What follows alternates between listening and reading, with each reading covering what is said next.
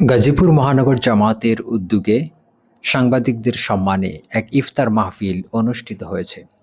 সোমবার গাজীপুর জেলা পরিষদ মিলনায়তনে এ ইফতার মাহফিল আয়োজন করা হয়।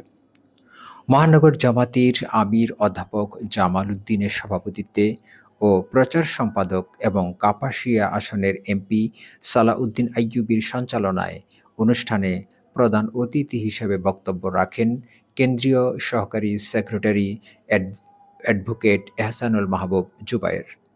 অনুষ্ঠানে বিশেষ অতিথি হিসেবে বক্তব্য রাখেন মহানগর জামায়াতের নায়েবে আমির মোহাম্মদ খায়রুল হাসান, সেক্রেটারি আসম ফারুক। শুভেচ্ছা বক্তব্য রাখেন সহকারী সেক্রেটারি আফজাল হুসাইন।